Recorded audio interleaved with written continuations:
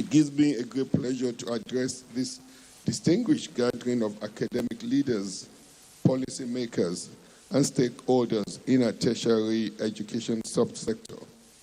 Today's meeting holds immense significance as it sets the tone and direction for the 2025 and 2026 admission cycle, impacting the educational trajectory of countless young youth aspiring to access our higher education system. As you're all aware, this is an all-important policy meeting on admission, has over the years evolved into a central platform for aligning national priorities with institutional practices in our tertiary education system.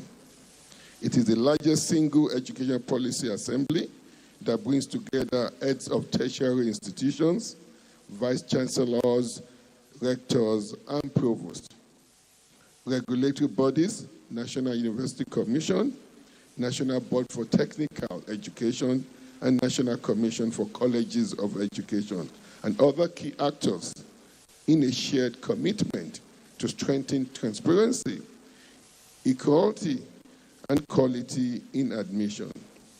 Permit me to therefore commend the registrar and staff of the Joint Admission Matriculation Board, and indeed you all, for the roles you have played individually and collectively in consistently ensuring that this process is driven by data, discipline, and innovation. It is only by such concerted efforts that we can continue to build a credible and responsible admission system. This year's meeting comes at times when we are taking deliberate steps to address long-standing challenges that have hindered the implementation of admissions, policies, and undermined the integrity, equity, and efficiency of our admissions process. This includes the menace of examination malpractices, illegal admissions, and abuse of entry age into our tertiary institutions.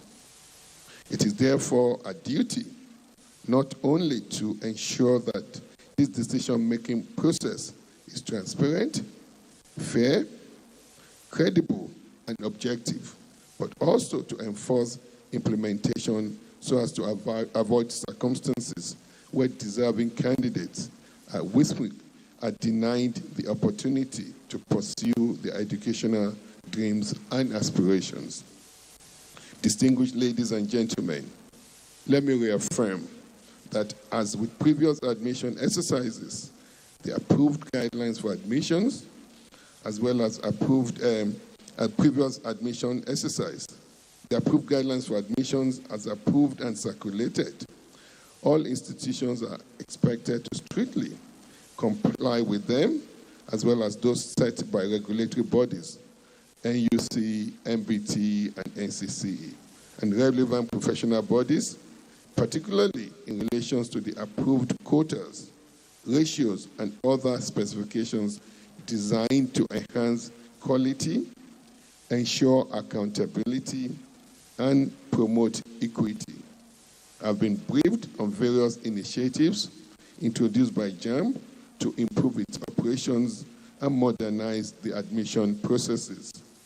I encourage all stakeholders to continue to familiarize themselves with these developments to further strengthen transparency, fairness, and accuracy for which the board is widely respected.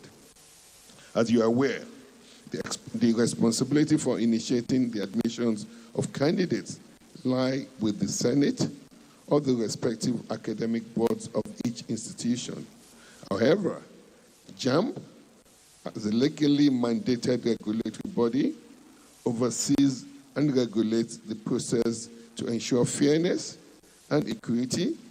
To support this, the Central Admission Processing Systems was developed and deployed in the year 2017 to enforce compliance on the agreed procedures. I've been briefed on the workings of CAPS as an automation devoid of human interference which has eliminated administrative bottlenecks.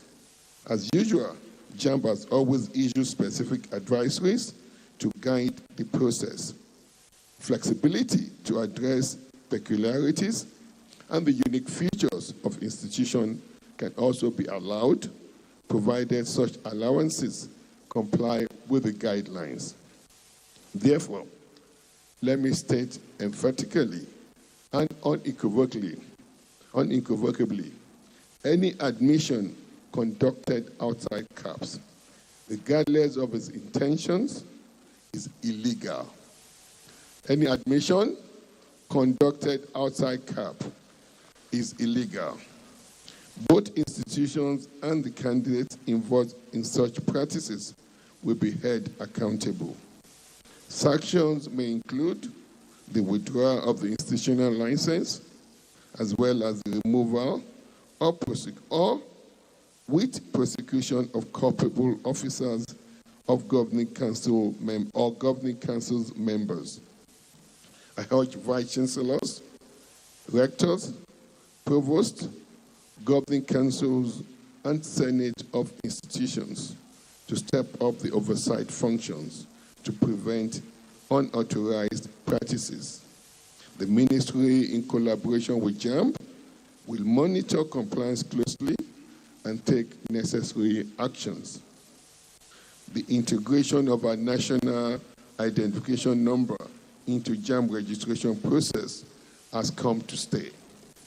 It has also proven to be a vital tool in safeguarding the integrity of our admission system by effectively curbing identity fraud and multiple registrations. Moving forward, the ministry will continue to support this policy as the cornerstone of transparency and accountability in the education sector. Any abuse of the national identification number system will be identified and punished. The issue of age at entry into tertiary institutions has generated much debate, but our position is clear. The entry age for admission into tertiary institution is now officially pegged at 16 years. It was reduced from 18, which was to be effective from this year exercise, hence the need for this compliance.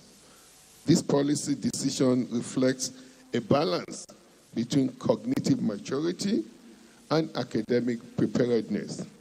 16 is not negotiable. 16 years of age as admission, as the official age, is non-negotiable. Institutions are hereby directed to ensure strict compliance.